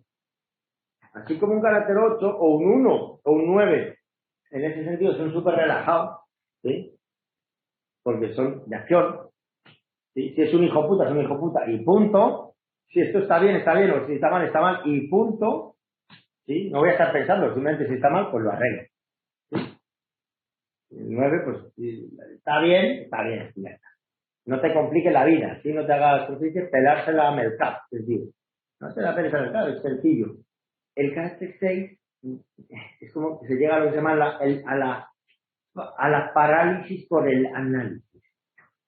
Y pum, pum, tirar. Entonces, la fijación de la cobardía, que es digamos, cobardía tiene que ver con no atreverte a hacer algo que perfectamente te puedes atrever a hacer, que no es tan peligroso. No confías ni en ti ni en el otro. Y te quedas pensando. Entonces, la fijación, que es el elemento intelectual que acompaña la pasión, se habla de la duda y también duda, acusación. Entonces, en la mente del 6 siempre hay un culpable. Puede ser yo soy el culpable, o es el otro, siempre esto me huele a esta esquina. Un poco la mente está psicoanalista, ¿no? Lo típico de que dos psicoanalistas se encuentran, se saludan. ¿Qué tal? ¿Cómo estás? Bien. ¿Y tú? Bien. Y luego se quedan, ¿qué habrá querido decir por eso? Esta cosa, como una mente. Entonces, bueno, este es un poquillo el 6. No vamos a entrar en los subtipos porque no hay tiempo. En cada carácter hay 3 subtipos, que no vamos a entrar en eso. Pueden ser muy diferentes. Hay 3 tipos de 6 que son muy diferentes. Hay un 6 que se parece a un 8, que es el contrafóbico. Hay un 6 que es el propio 6, que es así todo asustadito, inofensivo. Y luego hay un 6 que se parece a un 1, que es el 6 de ver, ¿no? Que esto yo lo hago así porque es lo que pone el manual, ¿no? La ley dice que tal, y yo lo hago, ¡pum! No vamos a entrar en eso por motivos de tiempo, ¿no? También se habla de que el 6, una de las fijaciones, se habla de rechazo de sí. Es como si dentro de mí hubiera algo que no está bien. ¿Sí? Es un poco también lo que nos están haciendo un poco sentir. Ahí está mi 6, el que habla ahora mismo, ¿eh? Yo teóricamente tengo el 7, que ahora hablaremos. Sin embargo, yo un 7, pues digamos que es una mezcla entre un 8, que tengo mi parte 8, y un 6. Es como un lujurioso cobarde, podríamos decirlo ahora. Algo así. Entonces, este comentario lo digo desde el punto de vista más desde mi parte, bueno, un poco de todo, pero es como, fíjense que hoy en día nos están haciendo sentir la autoridad como que el ser humano estuviera mal, ¿sí me entiendes? Porque es que, joder, contaminamos, ¿no? Contaminamos el planeta, encima nos contaminamos entre nosotros, y encima, ¿qué? Somos, ¿cómo se llama? Los causantes del calentamiento global, que ahora ya no se llama el calentamiento global, sino el climate change, hijos de puta, pues claro que el clima cambia, no me jodas, ¿sí me entiendes? Pero al final es como rollo una culpa por existir, ¿sí? Y un miedo de existir. Y me voy a tirar un pelo, joder, no sé, ¿qué va a pasar con este pelo? Y encima, como es invisible, ¿no? Hostia, qué miedo, ¿no? Y cuanto más te pones a pensar en ello, peor o no. Ha habido no sé cuántos contagios. No sé qué. Entonces al final estamos en un mundo muy safe, de mucho miedo. Vale, bien. Dicho eso, del 6, que es el origen de este tema del intelecto, del exceso de mente, no mente, importante, un 6 obviamente tiene que dejar de pensar. ¿Qué significa dejar de pensar? Pues no poner tanta atención a lo que pienso para poner más atención a lo que siento, o sea, a través de la respiración holotrópica, a través del trabajo corporal, y también poner más atención a lo que hago, a lo que siento instintivamente, ¿no? Como enraizarme, aterrizarme, ¿no? Porque si me quedo aquí, como decía Goya, el sueño de la razón provoca monstruos. ¿Sí? Bueno. Entonces, bueno. Del 6 podemos hacer como dos. El 6 sería el guardián del castillo. Entonces, tú tienes una fortaleza, por ejemplo, si somos unos 6 aquí, tenemos este espacio, imagínense una escena muy 6, en plan rollo Walking Dead, ¿no? Este es nuestro espacio seguro, ahí está la comida, aquí está el agua, por ahí pueden venir los zombies. Venga, entonces, cogemos las armas y protegemos. Tú proteges ahí, yo protejo aquí, tal, no sé, y hacemos guardias, ¿no? ¿No? Tal, y muy importante el horario, todo, tal, la vigilancia, la cámara, tal. Ese es el 6. El 7, vamos a ir al 7, si se me olvida el ejemplo de esto del Walking Dead, luego me lo recuerdan, por favor. El 7 es como uno que tiene miedo, pero que huye hacia adelante. O sea, el 6 tiene miedo y dice, piensa mal y acertarás. ¿No? ¿Conoces esa expresión en español? Piensa, ¿cómo se dice en italiano? Piensa mal y acertarás. ¿No? No sé. Hasta el culo, tú. Pienso mal y acertarás, eso como... Ser desconfiado. En la comedia del arte italiana también se ve el enneagrama. El enneagrama se habla que también influye, por ejemplo, la comedia del arte. Entonces es el capitano el de la espada, el capitano que va ahí con la espada y está siempre ahí como contando anécdotas de que es muy valiente con la espada, pero está acojonado. ¿Sí? Está con la espada y acojonado. Francaleón. Exactamente. El 7 sería el arlequino. Entonces, ¿qué es el arlequino? El 7 es el que, si el 6 dice, vamos a ver cuál es la peor, digamos, situación posible para prevenir el riesgo, en plan, yo voy a ir de Barcelona a Madrid, a ver, vamos a ver. Hay un control saliendo de Esparraguera, tal cual, entonces estudiémoslo todo, se me puede pinchar la rueda, tengo aquí el 7, lo que es el 7 le encanta el New Age, ¿no? Y entonces como, joder, no, vamos a, ¿cómo se llama esto de? Eso es para los demás, yo cojo el atajo, me meto por aquí, buen rollito, ¿no? Yo tengo mi amuleto, ¿sí me entiendes? Las leyes están para los demás, yo igual tengo, ¿sí me entiendes? Yo, como esta cosa de la ley de la atracción, sí, del New Age. Entonces, frente a su miedo, lo que hace es, en vez de ver la peor opción posible, se imagina la mejor opción. Entonces, se dice que el 7 convierte la mierda en crema chantilly. No sé cómo se podría decir aquí en Nutella. Entonces, hay un chiste, vamos a ir ya por el tema de los chistes, el chiste del 7, que me lo contó mi amigo ayer, el 8, un chiste dice que hay un 7 ahí debajo de un árbol, haciéndose una paja, masturbándose con una gaseosa, una Coca-Cola, y está ahí masturbándose y el tío está ahí y dice, esto es vida. Mujeres y champán. Es una película y se la cree. Y nada. Entonces, la gula. La palabra es la gula. La pasión de la gula. ¿Qué es la pasión de la gula? Fellini era un 7 y Fellini veía el mundo como bueno, las películas de Fellini, que se las recomiendo. Si ven las películas de Fellini, siempre hay un narrador que está narrando. ¿Me entiendes? Pasa, y aquí está entrando la señora, no sé qué, y aquí está entrando, este es el señor, que no sé qué, hay voz en tu cabeza y siempre está hablando. Como que, yo me acuerdo que iba a decir cuando era 7, no, cuando era niño, y hacía windsurf en Mallorca, en la isla de Mallorca, en una bahía divina de mi familia, que es también tiene que ver mucho con mi biografía, en la bahía de Formentor, de Pollés, una bahía divina, haciendo windsurf, cagado del susto, porque me habían llevado a ver la película de Tiburón cuando era un niño, y estaba acojonado haciendo windsurf, cruzando la bahía. Yo me acuerdo que iba ahí y decía, bueno, pues, o sea, lo primero es la fantasía del 7, ¿no? Que es muy como el 6, entonces, ¿por qué está el tiburón? ¿Por qué está el tiburón ahí detrás? Me va a comer ahora.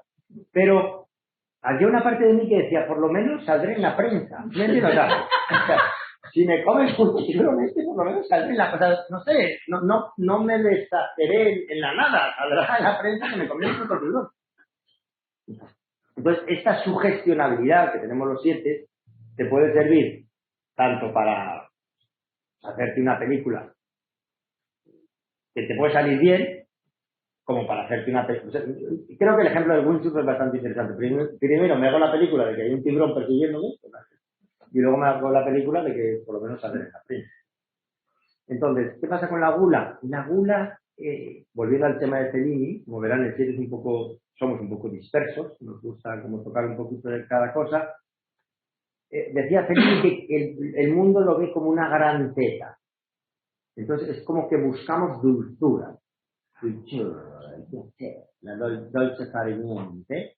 Es como, ¿sí me entiendes? Como buscar ese néctar, esa tetilla dulce. No va a venir, aquí ahora. Buscar lo dulce, lo agradable. Y obviamente, como es un carácter fóbico, o sea, miedoso, evitar todo lo que tiene que ver con lo que puede ser un trabajo, una relación de pareja, el dolor físico, que puede ser un trabajo, una relación de pareja. Como que a las 10 hay ¿qué? ¿Toque de qué? ¿Perdón? Ya rollo, ¿qué hacemos luego, compañero? Amigo 8, ¿qué hacemos luego? Toque de queta, creo que era. Es como decir, bueno, o sea, el puto toque de queda será para los demás, pero para mí no. Es como que el 8 tiene que ver más con decir, a que te meto en la jeta y con puta más. El 7 es como, y como, ¡ey! Viene por esa calle y tal, sí, es como, estás tomando la cerveza y pues estamos en queda, como mola, ¿no? ¿Sí? Mola. O sea, estos idiotas están en toque de queda, yo estoy disfrutando de la noche sola. Sí, entonces, un poco el 7 es eso, como el listillo. Dicen que el 8 quiere vencer a la muerte. El 7 quiere engañar a la muerte. Buscar el atajo. Shortcut. Por eso se utiliza mucho el término que se llama lo que se llama el bypass espiritual, ¿no? Que yo les habrá prevenido Iker, ¿no? El tema de la transpersonal es muy caldo de cultivo para los New Age y los 7 en ese sentido. Es como me ahorro todo el purgatorio, ya como todos somos, ¿no? Todos uno, y el campo, y el punto cero, y el Bitcoin, pues ahí. Como rollo, bueno, chicos, chao, yo ya me subí en mi. Entonces es buscar a través de la astucia, el truco, la trampa. En el fondo podríamos decir que no hay una confianza, ni en ti mismo, ni en la vida, y tampoco en el dolor, en el purgatorio. Entonces, bueno, pues, el tema del 7, la fijación del 7, hay varias fijaciones, ¿no? Una es la planificación, ¿no? Que tiene que ver con esto de planificar, imaginar, ¿no? Imaginas un futuro, ¿no? Como un escape, una ruta de escape, ¿sí? Un proyecto, y entonces haces una paja mental con el proyecto que te cagas y disfrutas mientras lo fantaseas, que luego si lo tienes que realizar es como, hostia, no jodas, yo estaba jugando. Por eso decía Peter Pan, como un 7. Pan significa todo. Pues Peter Pan es un carácter infantil, el que no quiere crecer, es el que cree que puede ser todo. Entonces, Peter Pan es eso, es como yo puedo ser todo. Entonces, pues obviamente dificultad con el compromiso, dificultad con los límites, con el trabajo, dificultad con hacer la fila de la cancha, etcétera, etcétera, etcétera. Y huir hacia adelante. Decía este amigo italiano, te lo recomiendo, Paolo Quattrini, grande mestre del Instituto Gestal de Firenze, decía que si el 6 está, ¿cómo se dice? Los demás eso, haciendo la guardia por las entradas, el 7 es como un samurái. Es más desconfiado ahí, aún. Nunca duerme en el mismo sitio. Hoy duermo aquí, pero mañana ni yo mismo sé dónde voy a dormir, para que no se entere el enemigo, ¿tú me entiendes? Pero es un desconfiado simpático, para que no se entere el enemigo,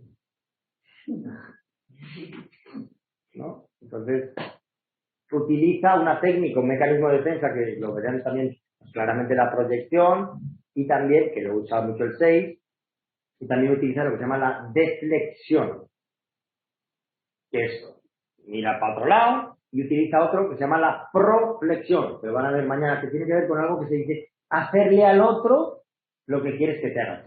En plan, estoy rompiendo el toque de queda, me encuentro con el colega y sus colegas ahí arriba donde he aparcado el coche, ¿no? Mi coche alquilado, ¿qué tal? Se lo encuentra él ahí contigo y con 5 más así como de tu estilo. ¿Qué pasa, hombre? ¿Cómo estás? Y entonces ya, ¿qué? ¿Los hijos de puta de los mozos están jodiendo mucho o no? ¿Qué tal? ¿Cómo estás? No sé qué. ¿Sí me entiendes? Me hago colega suyo. ¿Para qué? ¿Para qué? Para ganarte todo. Claro, para que no me joda el coche y para que me traten a mí igual de simpático que entre comillas estoy siendo yo. Estamos de buen rollito, ¿no? ¿Sí? Pero en el fondo la motivación es que tengo miedo. Bueno, ya es un poco el 7 que tiene mucho. La vida es bella, Roberto Benigni, el actor de un 7, la sugestionabilidad. Un carácter simpático, pero poco empático. Y huye hacia adelante. Tiene miedo, entonces se imagina un futuro. Me hacía gracia este Pablo, porque le decía, el 7 es como que le están disparando y el otro es como, ¡ay, qué bonito esto! ¡Ay, joder, mira eso! ¿Sí? Es como que aparece. Pero bueno. Ya, pero no lo pillan. Pero al final no lo pillan. Esa es la cosa del 7. Al final no lo pillan, pero tampoco vive su vida. Tampoco hace lo que le toca hacer, porque está evitando continuamente lo que es la vida. El estar quieto, parar un poquito, hacer lo suyo. Y sí, no lo pillo, tranquila. No me han pillado, he llegado aquí, pienso volver, no me van a pillar. Tengo un salvoconducto, también igual. Me baja un protocolo de salvoconducto. El 5. 5 es el... ¿Qué es el 5? Vamos, 20 minutos. Tienes 5 para el jefe de queda, 5 por cada uno. Señora. Que no podemos dejar ninguno. No, que nos atamos. Estamos aquí con el bulilla, estamos con la bula. ¿Alguien se siente 7 un poquillo por ahí? Verdad. No. Sí. La pinta, joder, tienes una pinta de surfer aquí. ¿Tú tampoco eres siento que? ¿Qué iba a decir yo? Tan simpático. Me llama a la puerta, llama a la puerta. ¿Qué pasa, hombre? ¿Qué tal? ¿Cómo estás? ¿Tú me entiendes? Pues tenemos un poco de varios también. Bueno, ya lo irán viendo, pero bueno. Todos tenemos, como dicen por ahí, de genio, poeta y loco, todos tenemos un poco, ¿verdad? El 5 es la avaricia, es la pasión de no gastar. Entonces, ¿Quieres más agua? no, estoy como, no quiero gastar. Vale. Un 7 tiene un 5 en el fondo. Volviendo a la metáfora de Paolo Quattrini, decía que el 5 coge una caja fuerte, bien blindada, se mete dentro, cierra con llave y se queda con la llave dentro. ¿No? El 7, decía Pablo el cabrón, decía, el 7 es tan desconfiado que no confía en eso, por eso nunca duerme en el mismo sitio y dice, a ver si me van a meter una bomba ahí y me explota la caja fuerte. Y el 6, ¿cómo se llama? Hace ronda por el sitio. Entonces el 5 lo que hace es que tiene miedo de que básicamente se quede sin energía. Como un carro Tesla que se le está acabando la batería. Entonces dice, hostia, muy bonito Tesla, pero la batería ya me está fallando. Entonces, es como Siddhartha, el Siddhartha de Hermann Hesse, Buda, el Buda era un 5, el Buda biográfico, que dice, ¿no? Sé ayunar, sé meditar, sé respirar, sé esperar. Entonces, ven aquí que en el mapa, de aquí del enneagrama, el 5 y el 4 están en la parte de abajo. Ah, tú me decías por qué están arriba. Los de arriba están como se olvidan de sí, de alguna forma no están tan en contacto con las carencias. El 5, que está abajo, tiene una conciencia de la carencia. De hace eso que sea un carácter que tiende más hacia la búsqueda. Como decía, creo que era Jesucristo, bienaventurados los pobres de espíritu, porque de ellos será.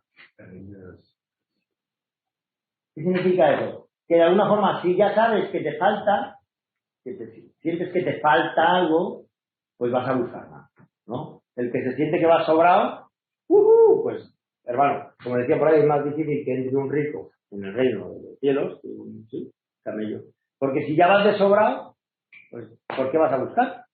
Entonces, el carácter 5, digamos que tiene miedo de quedarse sin nada, tiene miedo de que lo invadan, tiene miedo de...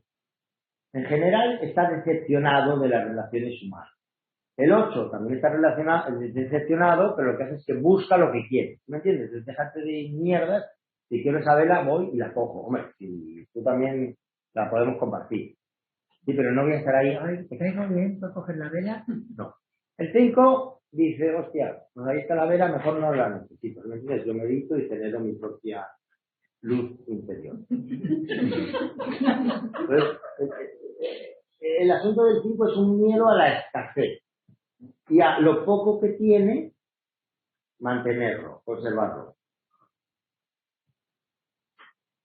Y es un carácter que se llama el carácter esquizoide, normalmente, que básicamente su fijación, como digamos, lo que le acompaña intelectualmente, se le suele llamar desapego patológico. No es el desapego sano, que nos vendría bien, no sé, ¿no? Imagínate a un 8, ¿no? A un 7, en plan, una cervecilla más, no. ¿No? No vendría bien en plan, yo, quédate ahí, ¿no? Pero el 5 es como que se desapega por principio. ¿Quieres una cerveza? No. ¿Quieres que quedemos? No. ¿Quieres algo? No. No. Es como no necesitar. Aprender a vivir con lo mismo. No mezclarse con los demás. Las relaciones humanas son conflictivas. La gente en general suele dar problemas. Mejor estar solo y dentro de mi piel, en mi mundo interno, que suele ser muy rico, pues estoy mejor que con esta gente. Somos y siempre tienen algo. Entonces es una estrategia de aislar. ¿Por qué se llama desapego patológico? Porque no es el desapego sano, sino es el patológico, que es una tacañería, una avaricia, no solo con los demás, sino consigo mismo. No se dan cosas. ¿Sí? Oye, pero ¿por qué no tienes ahí no sé qué? No, esto. Pues, es alguien que ha aprendido desde muy temprano a no interactuar con el mundo.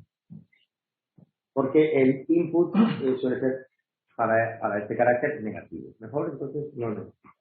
Puede ser que haya tenido una madre muy invasiva, haya tenido desde el punto de vista más grofiano en cuanto a las matrices perinatales, incluso puede ser que haya tenido una experiencia intrauterina de amenaza de su propia existencia, de forma que se ha tenido que proteger y cerrar. Entonces llega al mundo así, cerrado.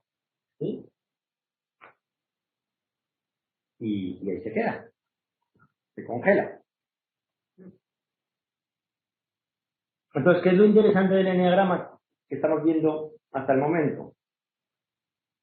Que no hay un camino de evolución o de trabajo personal homogéneo para todo el mundo. Que cada uno, si eres un 5, pues te va a venir bien una serie de cosas que a lo mejor claramente, pues, yo qué sé, a un 8, pues ya, sí, como, pues ya lo hice yo desde que tenía.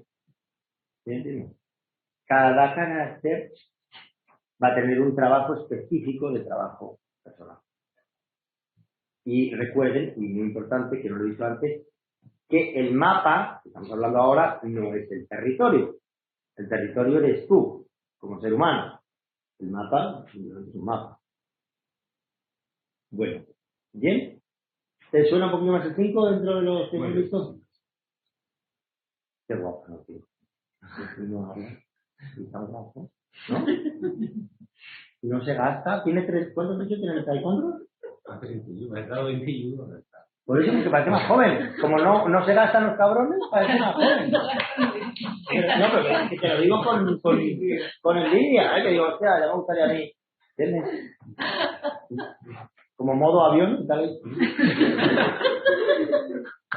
De puta madre. O sea, a mí, esto ven las líneas del 7 que se va al 5, ¿sí me entiendes? Al 7 le va bien irse al 5, al 5, ¿sabes dónde le va bien irse? Mira la línea. No sé.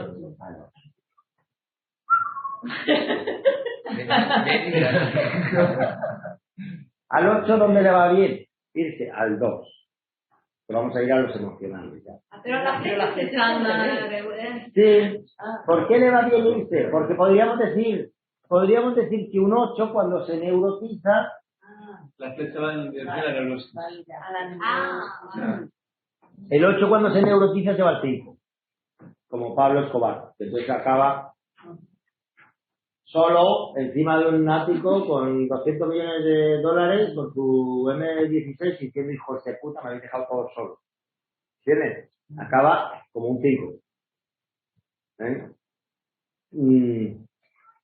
Entonces, bueno. Hablando de 5, te quedan 5 minutos por cada uno de los tres. Toma ya. Has dicho que los 3 se tienen al 2. Sí, vamos al 2. El 2 es de los emocionales, el más emocional. Aquí bella la è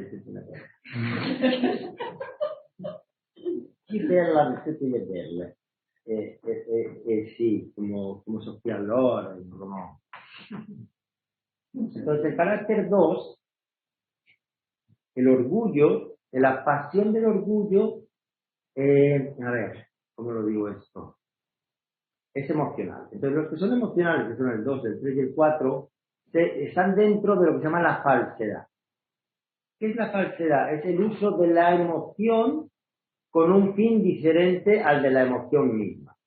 Como usar una capacidad emocional, una riqueza emocional, porque hemos dicho que hay los más de acción, 8, 1 y 9, los más de intelecto, 5, 6 y 7, y los emocionales, digamos que sienten, en vez de pensar tanto, que no significa que no piensen. Sin embargo, entre pensar, un 2, en plan rollo, sí, es cierto que tengo un acuerdo de fidelidad con este, que en su momento parecía el amor de mi vida, pero bueno, ahora mismo no sé por qué parece Lindungui. Pero sin embargo, me parece que su aquí esta noche. Siento algo en el pecho que me hace que, no sé cómo decirte, ¿sí me entiendes? No sé, pero habíamos quedado que, sí, no, pero es que este momento es una cosa tan especial, que me entiendes, que esa cosa, entonces la emoción, ¿no? En inglés emotion, la emoción te lleva a que el pensamiento coja y dices, bueno, vale, si luego hablamos. De una forma mucho más elegante y sutil, lo que he dicho, ¿no?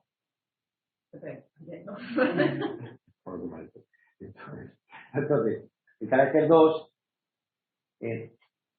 digamos que sistémicamente en su familia ha ocupado un lugar que no le correspondía.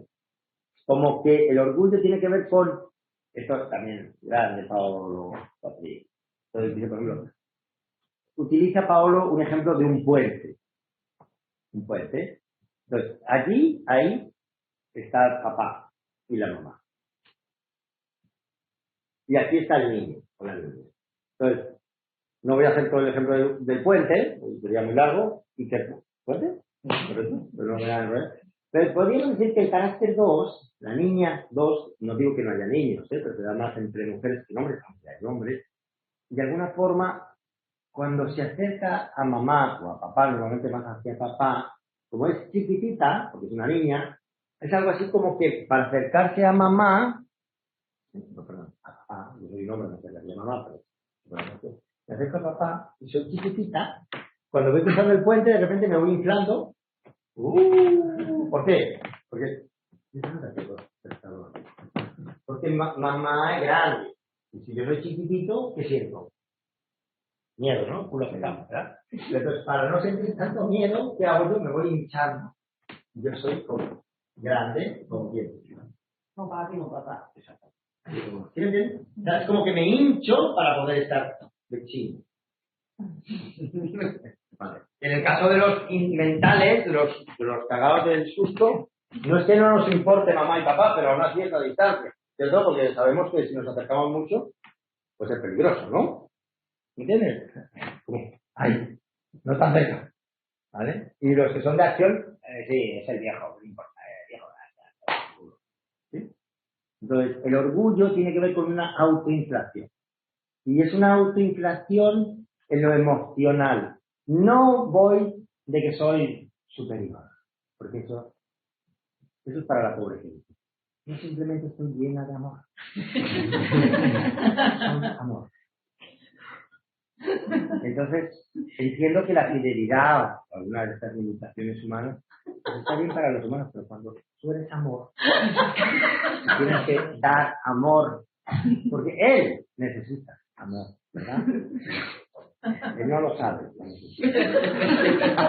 Entonces yo, digamos que le doy a él amor, porque él lo necesita. Entonces, el orgullo tiene que ver con esta, digamos, pérdida de límites transpersonales, no sé decirlo, donde no me puedo ver a mí misma como un ser humano común y corriente que tiene unas necesidades comunes y corrientes. ¿Sí? Entonces lo que hago es que yo me siento llena de amor, y por lo tanto, una obligación lógica es compartirlo, ¿no? Con aquellas personas que lo necesitan. Porque lo que el mundo necesita es... ¿verdad? Entonces, ¿cuál es la trampa un poco? Que, digamos que me olvido de mi necesidad. Entonces, ¿por qué digo que tiene que ver con una persona que en su familia no ocupa su lugar? Porque también el papá o la mamá no te da el lugar de niña, ¿sí? Sino te da un lugar como de más importante sistémicamente de lo que realmente es. Se puede poner en un lugar como de la niña de los ojos, ¿sí? La que todo lo hace bien, la que es la más linda. Dice, ¿no? Que está bien que le digas a tu hija, para mí eres la más linda. Para mí. Pero si le dices a la niña, eres la más linda, pues oye, la niña tiene que ir demostrándole a todo el mundo que es la más linda. Es un problema. Y pasa también en las relaciones de pareja, que yo estoy con mi mujer, pues ya, joder, después de no sé cuántos años, que pereza, no hay pelea, no sé qué, y la niña, joder, es divina. Entonces yo, como padre, sustituyo mi eroticidad y necesidad de admirar, ¿a quién se la pongo? A la niña. ¿Y qué es lo que hace la niña? Pues como hace todo el mundo. Esto es lo que se valora, ¿no? Así como si en casa del 8 el padre dice, venga tú, cago en la hostia, saca el músculo. Pues bueno, pues una raza de músculo, si no, no me quieren. Pues igual aquí, me convierto en la madre. en la niña mágica, en el principito, ¿sí? Y entonces ahí me lleno de amor y es una putada, porque no me permito ser, como dice, mediocre, que es simplemente ser humana. Es decir, mira, papá, que yo lo que necesito es cariño, o límites, ¿sí? O estoy triste, no, siempre tengo que ser la niña especial. En el caso del 7 es el graciosillo, ¿no? En el caso del 2 o de la 2 es la, como se dice, la luz de los ojos. Pues tienes que convertirte siempre en alguien que tiene amor para dar. Y es una putada. Porque eres un ser humano. Y como ser humano necesitas dar y también que recibir. Entonces el carácter 2 lo que hace es dar para recibir. ¿Sí? Bueno, por ahí va un poco la cosa. En el caso de Dante, de la Divina Comedia, en el purgatorio del carácter 2, el orgullo, se ve a unas máscaras doradas de oro, enormes, como el tamaño de esta sala, sonrientes, en oro, divina, y debajo de esas máscaras el pobre cargándolas. Y de alguna forma muestra un poco el esfuerzo que hace este carácter para hacer siempre, ¿cómo se dice?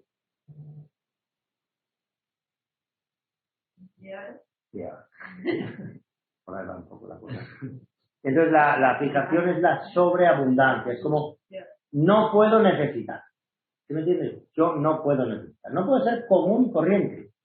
Como dicen antes, muerta que sencilla, aunque eso tiene que ver más con el 4 que vamos a ver ahora. La fase abundante, ¿no? Como quedan 10 minutos.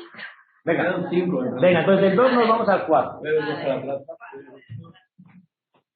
El 4 es lo contrario del 2, aunque es un poco, es como el reverso de la moneda. Si el 2, en el símbolo del teatro se ve la comedia, sería más el 2, para ser alegre, ¿no?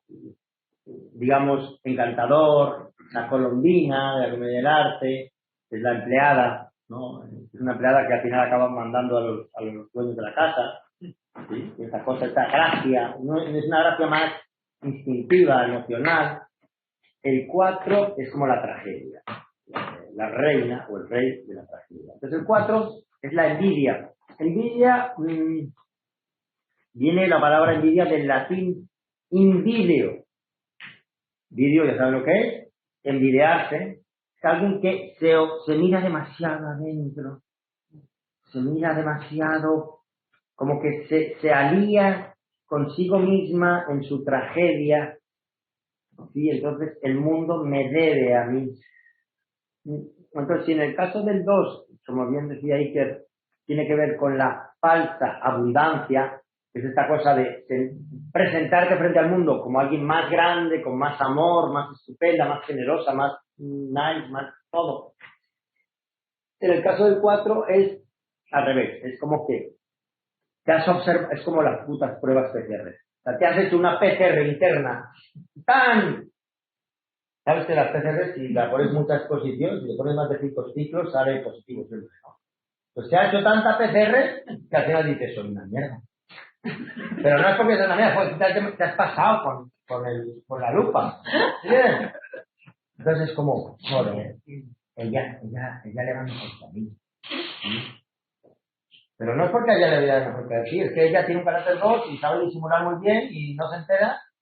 Y tú te crees que ella, porque sabe disimular mejor que tú, le va mejor, pero no te creas eso. Entonces la envidia es la falsa carencia, la fijación. Esa es como la otra cara de la moneda. Y también se habla de la insatisfacción. Sufro, luego existo. Entonces es esto que se dice, el que no llora no mama, es alguien que se siente especial, incomprendido, artista, y que tiene un gran orgullo. Si se fijan, el 2, ¿ves que va hacia el 4? Significa que al 2 obviamente le viene bien y está el 4, darse cuenta de que no tiene que ser siempre súper maravillosa, y que pereza, que cansancio. Y al 4 significa que cuando se neurotiza se va al 2. ¿Qué significa? que se cree que es que yo soy la única. Por lo tanto, soy especial. ¿No entiendes? Entonces, plan rollo, hay una fila en el baño, no me ves la cara de tragedia que tengo. Vas a ser tan cruel para no dejarme a mí entrar primero, que tengo un problema de cistitis crónica. Entonces está esta cosa de una automanipulación, como los derechos de la víctima, ¿sí? La indignación de la víctima, bueno, que se puede ver en el social también, en plan rollo, pues te ocupo la casa, hijo puta, rico de mierda, ¿sí me entiendes? ¿Sí? O hay que cortarle la polla aquí a los hombres porque son unos, ¿cómo se llama? La esta del género, ¿me entiendes? La envidia que te da permiso para agredir al otro, porque yo lo gano. ¿Sí? Entonces, bueno, pues es un poquillo así en plan, como en 3 minutos y así improvisado un poco el tema de la envidia. Sufro, luego existo. Y como sufro, tengo derecho a vengarme de ti. Se sigue. ¿Cómo pudiste hacerme eso a mí? Yo que tuviese que vivir hasta aquí. Así que te agradezco. La noche desierta, el toque de queda, ¿no? La calle desierta, la noche diaria, un coche sin luces, no pude esperar un golpe certero y todo acabó entre ellos. No me arrepiento, son los celos. Un poco Alaska. Y ya nos falta el 3, que es un carácter que yo no lo tengo tampoco tan estudiado, que es un carácter, digamos que es la vanidad, es como la pasión por brillar, no es, ese sería como el carácter que tiene una capacidad, una apreciación muy grande de lo que es armónico, de lo que está de moda, estético, de lo que se lleva. No quiero hacer una sobregeneralización, puede haber 3, si me entiendes, en el movimiento Ocupa, en todos los movimientos, pero es alguien que, digamos que si está con los Ocupas es el super Ocupa, ¿sí? Si está con los alternativos es el super alternativo, si está con los tipos, tiene como un olfato para ver lo que se lleva en el ambiente y camuflarse y convertirse en eso. Podríamos decir que confunde quién es con lo que representa. Entonces, es una persona que de niña, podríamos decir que o bien sus padres han sido muy caóticos y ha aprendido a guardar las formas, la compostura, o puede ser que haya sido alguien en plan muy, le han dicho, mira, los trapitos sucios no se lavan al sol, hay que saber aparentar, ¿sí? Muy bien diferenciar entre lo que te pasa, que a nadie no le interesa a nadie, y cómo tú actúas, ¿sí? Entonces, yo qué sé, películas de 3, por ejemplo, American Beauty, Belleza Americana, La Mujer, les recomiendo esa película, con Kevin Spacey, muy buena, La Mujer, ¿no? De la película, Madonna, por ejemplo, es un carácter 3, ¿no? Que, para los que ya, aquí el libro, aquí, para los que ya tienen una edad, ahí, que tienen una edad, es como rollo, como que, ¿no? Fue Vogue, fue, ¿no? American Pie, fue, o sea, ¿qué no ha sido esa señora? Y tiene 70 años y parece que tiene, pero no es una cosa como una 2 que es divina y simplemente porque ella es divina. ¿Sí me entiendes? Es como que es carne de gimnasio. ¿Sí me entiendes? O sea, esto no está improvisado. Es fit total. Es just do it, como dicen el anuncio de Nike. Do it, yes we can. Es como el esfuerzo para el logro. El éxito también, ¿no? El éxito profesional, ¿no? El éxito, un poco todo lo que estamos viendo de Facebook, entonces, pero eso es una sobregeneralización. Básicamente es una persona que se especializa en ser eficaz y, como podríamos decir, que vende su alma al diablo, como en la película Devil Wears Prada, el diablo se viste de Prada.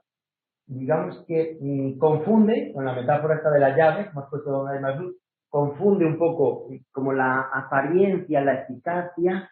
¿Quién soy yo? No lo sé. Lo que sé es que lo que sé hacer es lo que funciona. Hay mucha tendencia a la neurosis también, ¿no? Un poco en este carácter. O sea, yo es que, bueno, mi mejor amigo es un test extremo y bueno, la verdad es que vive al precipicio de la neurosis constantemente, pero por esta incapacidad de ajustarse a su propia exigencia en realidad. podríamos decir que neurosis desde el punto de vista gestáltico y desde un poco del punto de vista que les he contado antes de la teoría Nasruddin de la neurosis, que se explica con lo de la llave, neurosis es falta de luz, falta de visión. Entonces todos somos neuróticos, podemos ser un neurótico de un tipo, un neurótico del otro. Lo que sí que podríamos decir es que la neurosis del 3 Listería. ¿Mm? Listería. La histeria, que es diferente al histrionismo, podríamos decir que es un carácter que, digamos, que, ¿cómo se dice? Que no tiene problema con adaptarse a la neurosis colectiva. Un poco citando esta frase que se le atribuye a Jung, a Krishnamurti, que, ¿cómo se dice eso? Que no es tan sano estar adaptado a una sociedad de locos. Pues al 3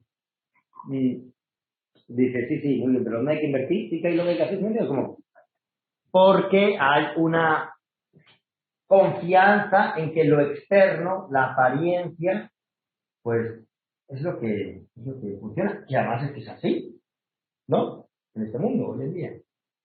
De la posverdad.